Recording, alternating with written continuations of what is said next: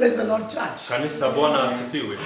This hour we are going to study a lesson about when heaven is silent. Wakati huu tutaenda kuzungumzia kipindi wakati mbingu imenyamaza. There are some times in life that we experience a silent heaven. Kuna wakati mwingine katika maisha tunapitia wakati mbingu imenyamaza. And you feel like the Lord is not hearing your prayers or he's not around. Na unahisi ya kwamba kama Mungu kama hayuko karibu ama kama hayuko haja kuzunguka. I'm going to read the book of Matthew chapter 15 verse 21 to 28. Atasoma katika kitabu cha Mathayo 15 mstari wa 21 mpaka 28. The Bible says, then Jesus left Galilee and went through the region of Tyre and Sidon. A gentlewoman who lived there came to him, pleading, have mercy on me, O Lord, Son of David, for my daughter is possessed by a demon that torments her severely. But Jesus gave no reply, even not a word. When his disciples asked him to send her away, tell her to go away, they said, she is bothering us with her begging. Jesus said to the woman, I was sent only to help God's sheep, the people of Israel. But she came and worshipped him, pleading again, Lord, help me. Jesus responded, it isn't right to take the food from the children and throw it to the dogs. She replied, that's true, Lord, but even the dogs are allowed to eat the crumbs that fall on the net of their master's table. Dear woman, Jesus said to her, your faith is great, your request is granted, and her daughter was instantly healed.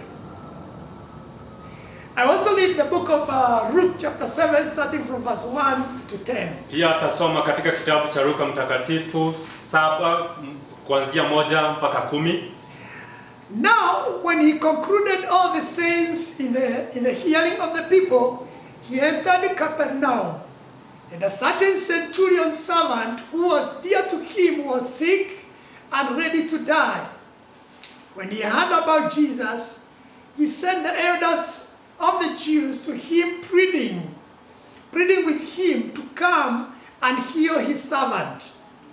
And when they came to Jesus, they begged him earnestly, saying that one of whom he should do this was deserving. Verse 5. For he loves our nation, and he has built us a synagogue. When Jesus went to them,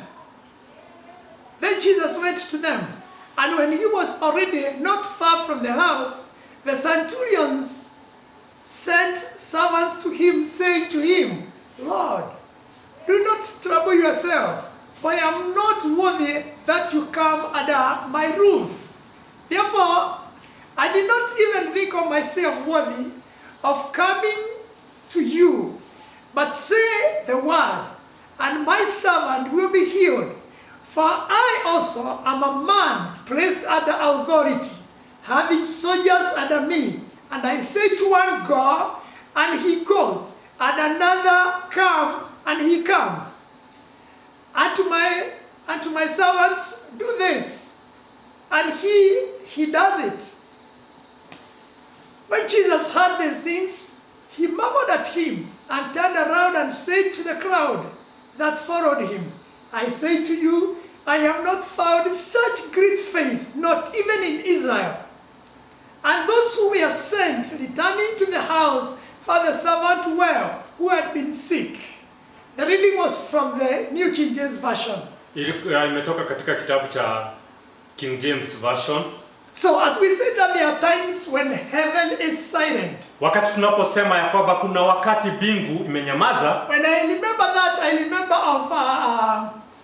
of a script that used to be put on matatus that said, I am not deaf, I am ignoring you. Nikisema hivyo nakumbuka wakati kulikuwa na bango ambazo zilikuwa zinawekwa katika matatu, ambazo zilikuwa zinasema ya kwamba mimi si kiziwi, ni kunyamaza na Ni kunyamaza, nimenyamaza. Yeah, I can hear you well, but I don't want to talk to you. Nakusikia vizuri lakini siwezi kuongea na wewe. That was the situation of Jesus Christ to the Canaanite woman. Hiyo ndio hali ambayo ilikuwa na Yesu wakati alikuwa anaambiwa na yule mama wa Kanani.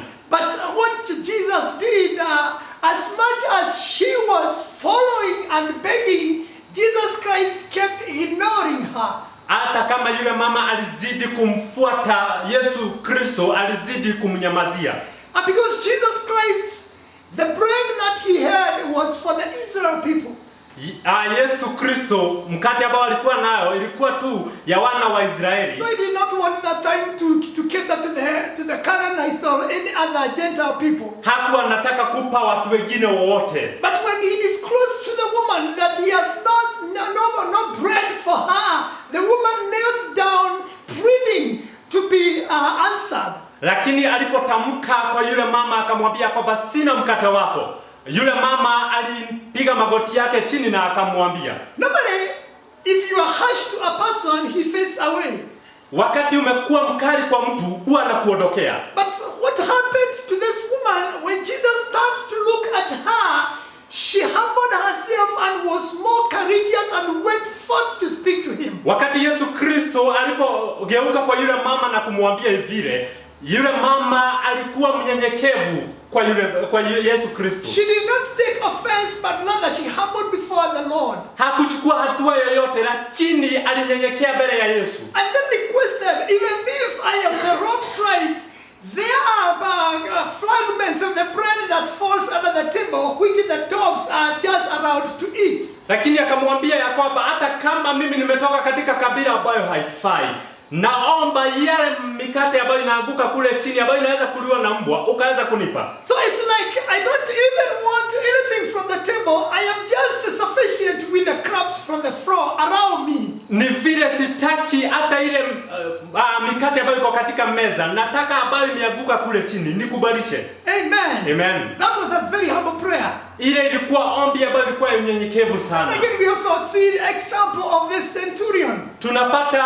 mfano wa yule centurion servant. Centurion was a Roman soldier. Alikuwa anafanya kazi ya ujeshi katika kule Roma. And he prayed that Jesus Christ help him. Na akaenda kwa Yesu Kristo akamwambia amponye. And he's a man who really understands what authority means. Na ni mtu ambaye alikuwa anajua sheria ambavyo inamaanisha. And he understood that Jesus Christ was the Son of God and he had power and authority. Na alikuwa anaelewa ya kwamba Yesu Kristo alikuwa mtoto wake Mungu na alikuwa na nguvu na mamlaka. There were people who knew this centurion for a long. Kuna watu ambao walikuwa wanajua huyu centurion kwa wakati mrefu. He had built a synagogue for the Jews. Alikuwa ametengeneza hekalu kwa wale Jews. So this man came to Jesus Christ pleading him to help this guy because he was worthy to be helped. Wale watu wakakuja kwa Yesu wakamwambia ya kwamba anastahili kupewa msaada. Compare and contrast. Jaribu kulinganisha. This woman, the Canaanite woman, no one knew about her. Yule mama hakuna hata mmoja alikuwa anajua kumhusu. And the disciples of Jesus Christ are pushing Jesus Christ to allow them so that they can kick her away because of begging too much and making noise. Na wale wanafunzi wa Yesu Kristo walikuwa naomba ruhusa wampeleke mbali kwa sababu alikuwa na jaribu kuomba sana. This centurion is a respectable person. Na huyu centurion alikuwa mtu ambaye alikuwa na heshima kuu. A well-known person. Alikuwa anajulikana sana. And also a person who knew how to give. Na mtu ambaye alikuwa anajua kutoa ni nini. So he had people to speak for him to the Lord. Alikuwa anataka watu waongee kwa Yesu kwa sababu yake. But he said, Lord, I don't even want to have you come to my house. I am sinful. Alimwambia Yesu, sitaki uje kwangu kwa sababu mimi ni mtenda dhambi. I am a man of authority. Mimi ni mtu mwenye mamlaka. And I know what it says to tell a person to do and he does. Na najua jinsi inavyomaanisha kumwambia mtu afanye na afanye. So Jesus, I know you have authority. Mungu, Yesu Kristo, najua uko na mamlaka. I know you can command a word to go and heal my servant. Najua unaweza sema neno iende iponye yule mfanyakazi wangu. Because I have been placed in a place of authority. Kwa sababu nimelelewa katika mamlaka. And I know what it means I can send a servant and he can obey. Na najua naweza tuma mfanyakazi wangu na atii. And likewise, you can send a word and that one will go and heal my town. Na hivyo ndivyo ilivyo, unaweza tamka neno na liende liponye yule mtoto wa mfanyakazi wangu. These are good examples of people who approach Jesus Christ by different ways. Huu ni mfano mzuri wa jinsi watu walivyokuwa wanaenda kwa Yesu kwa njia tofauti. The centurion had the people to speak for him because he was a rich man. Centurion alikuwa anataka watu waende kwa Yesu kwa sababu alikuwa mtu tajiri. The Canaanite woman was a poor woman, she was not known. Na yule mama wa Kanani alikuwa hana chochote, kwa hivyo alihitaji ajipeleke. What does Jesus do to them? Nini Yesu alifanya kwa wao? He just responds to all. Aliwajibu. Jesus Christ was full of love. Yesu Kristo alikuwa amejawa na upendo. And he said, I've never even seen faith, even in the whole Israel, a faith like of the Canaanite woman. Na akasema ya kwamba sijai ona imani kama ambayo nimeona kwa huyu mama wa Kanani. Even about the centurion, he said, even in Israel, I have never seen such kind of faith. Akasema ya kwamba hata kule Israeli sijaona watu ambao wako na imani kama huyu ya huyu mzee wa centurion. That was a great shame. Hiyo ilikuwa aibu kubwa. Because Jesus had not even seen that kind of faith even with his own disciples. When we embrace pride and stop listening to God like Saul, tukiigiza kiburi na tuanze kuwa kama yule mfalme Saul, God separates himself from us. Mungu anatuondokea sisi. And he cannot hear us. Na hawezi kutusikia. You know, Saul was so proud that he went extent of doing a sacrifice instead of Samuel. Saul alikuwa ameenda kiwango cha kwamba yeye ndiye anataka kutoa dhabihu badala ya Samuel afanye. Amen. Amen. And Samuel told him, your kingdom is now torn down just like you have torn down my raiment. Na Samuel akamwambia kwamba ufalme wako umeraruka kama jinsi umerarua vazi langu. And from that time we see after a few days Samuel died. Na tunapata ya kwamba baada hiyo kwa wakati mfupi sana Samuel akakufa. And there was a great war against Saul and his adversaries. Na kulikuwa na vita kubwa kwa wale maadui zake. And he was surrounded in a situation that he really wanted to hear Samuel advise him on how he should go about it. Na alikuwa amezungukwa na ile wakati nataka kusikia Samuel akimpa mawaidha. We see the Bible says that he went to a witch one time. Tunapata ya kwamba Biblia inatuambia alienda kwa ganga akamwambia alete roho ya Samuel irudi ili aweze kuongea naye. When this witch doctor rose the spirit of Samuel, wakati huyu mganga aliweza kufufua roho ya Samuel, that is when she discerned, wow, this is King Saul. Akaona ya kwamba huyu ni mfalme Sauli. And then she said, no, Saul, you are the one who have killed all the witch doctors in the land. Now, promise me that you won't kill me. Akamwambia ya kwamba wewe mfalme, ni wewe umeua waganga wote katika huu mji. Niabiria ya kwamba hutaniua. And then Saul promised, so he continued listening to Samuel. Na akamwambia kwamba sitakuua, na akaendelea kuongea na Samuel. Samuel asked Saul, why did you bring me here? Samuel akamwambia, kwa nini ulinileta hapa? Why couldn't you listen to the voice I used to speak to you all the time when I was alive? Kwa nini hukusikiza sauti zangu ambazo nilikuwa natumia wakati nilikuwa uhai? You see, because of sin and pride, he was separated and God had parted him asunder. Kwa sababu ya dhambi na kiburi akatenganishwa. So it's good to be careful not to wait until you are touched to know that you have left the Lord. Ni vizuri kujua na usigoje mpaka upigwe uwe na pigo. And that's the time that you are rushing to look for God. Na huo ndio wakati unakimbilia Mungu. Everybody has experienced a time of silence. Kila mtu ameweza kukabiliana na kunyamaza kwa anga. Wakati mwingine I have even see Jesus Christ went through a moment of silence. Sometimes nimepata mpaka Mungu akienda katika ile kunyamaza. Jesus himself went through a moment of silence. Yesu Kristo akaenda wakati ambapo kulikuwa kumenyamaza. Because when he was on the cross, wakati alikuwa katika msalabani, we see him saying, Father, Father, why have you forsaken me? Tunapata ya kwamba akisema, Mungu, Mungu, kwa nini umeniacha? Yes, because our Father is so holy that he cannot mingle with sin. Kwa sababu Mungu wetu ni mtakatifu sana na hawezi jiingiza na dhambi. And Jesus Christ took all our sins on the cross. Na Yesu Kristo alichukua dhambi zetu zote na akazipeleka pale msalabani. And bearing the sin on the cross, God had departed from him. Na akiwa na dhambi zetu zote pale msalabani, Mungu alikuwa ameachana na yeye. And Jesus is crying to God,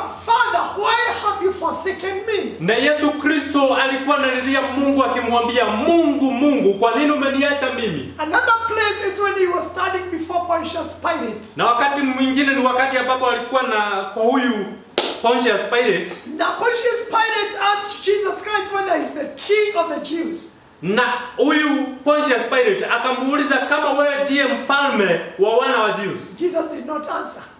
Na Yesu Kristo hakujibu. And then he asked him, don't you know that I have authority to set you free or to make you to be crucified? Akamuuliza ya kwamba unajua niko na mamlaka ya kusema uachiliwe ama usulubishwe. Jesus told him, you have no authority. Yesu Kristo akamwambia huna mamlaka yoyote. Because if I was to fight by myself, I would call legions and come and save me from this situation. Kama ilikuwa mimi nipigane, ningeita jeshi zije zikupige. So that moment, Jesus was going through a moment of silence. Huo wakati Yesu Kristo alikuwa anapitia kunyamaza. Because God wanted Jesus to go through that and to die on the cross for our sins. Kwa sababu Mungu alikuwa anataka apitie yale na afe msalabani kwa sababu ya dhambi zetu. Blessed be the name of the Lord. Jina la Bwana litukuzwe. Sometimes he is quiet because he wants us to have our faith strengthened. Wakati mwingine Mungu anatunyamazia ili imani yetu ikue. Because when we come to the Lord, we are supposed to mature. Kwa sababu wakati tunakuja kwa Mungu, tunastahili kukua. We are supposed to train ourselves even to go through hardships. Tunastahili kujifunza hata kupitia magumu. Blessed be the name of the Lord. Jina la Bwana litukuzwe. We see John the Baptist also going through a moment of silence. Tunapata Yohana akipitia, mbatizaji akipitia kunyamaza. Kunyamaziwa. We see John the Baptist also going through a moment of silence. Tunapata Yohana mbatizaji akipitia kunyamaziwa. The Bible says like after he did all his job and he was ready to go back to heaven. Tunapata ya kwamba baada ya kufanya kazi yote na alikuwa tayari kurudi mbinguni.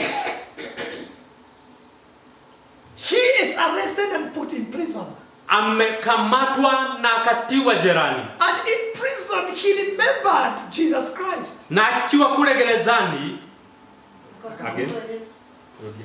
in prison he remembered Jesus Christ. Na akiwa kule gerezani akakumbuka Yesu Kristo. And he sent his disciples to inquire from him whether Jesus Christ is the one or we should wait for another. Na katuma wanafunzi wake waende wakamuuliza Yesu Kristo kama yeye ndiye aliyekuwa ametabiriwa aje ama tugoje mwingine. According to my understanding, it's like when they go to Jesus Christ, of course as they tell the story, they will also mention that John is in prison.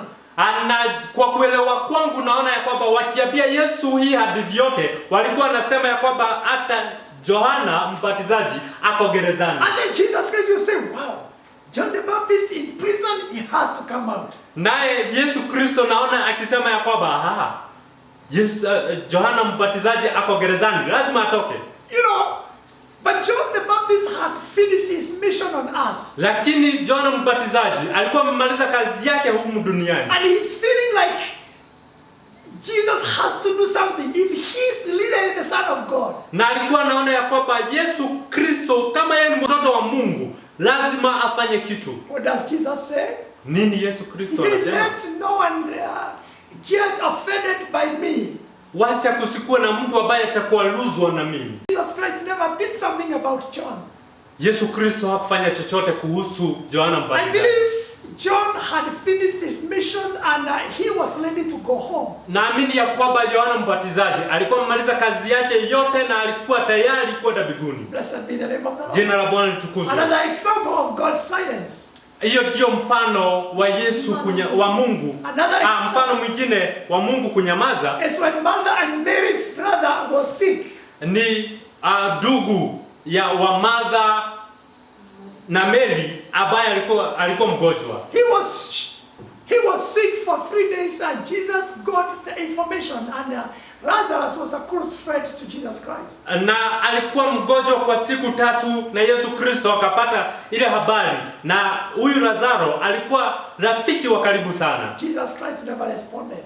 Naye Yesu Kristo hakujibu. But he went when Lazarus was dead and buried already in the tomb. Alienda tayari Lazaro akiwa ameshakufa na kazikwa. I believe if Jesus Christ would avail when Lazarus was sick, he would still heal, but he expected a bigger miracle. Lakini kama Yesu Kristo angejibu mara hiyo wakati aliambiwa ya kwamba Lazaro ni mgonjwa, ageenda, lakini kwa sababu hakwenda, alitarajia kufanya mjiza mkubwa. So he went when Lazarus was dead and buried already in the tomb. Alienda wakati Lazaro alikuwa shakufa na akawekwa katika ile tomb. And called up Lazarus from the tomb. Na akamuita kutoka mahali ambapo alikuwa amelazwa, kaburi ambapo alikuwa amelazwa. And Lazarus came out in front of the people who were around. Na Lazaro akatoka kwa wale watu wote ambao walikuwa pale. And God was glorified. Naye Mungu akakuwa kutukuzwa. Martha and Mary would not complain because they waited for the Lord and finally he came with resurrection. Martha na Mary hawange mwambia Mungu chochote kwa sababu waligoja mpaka wakati Mungu alikuja. Another example is about Joseph. Mfano mwingine ni kuhusu Joseph.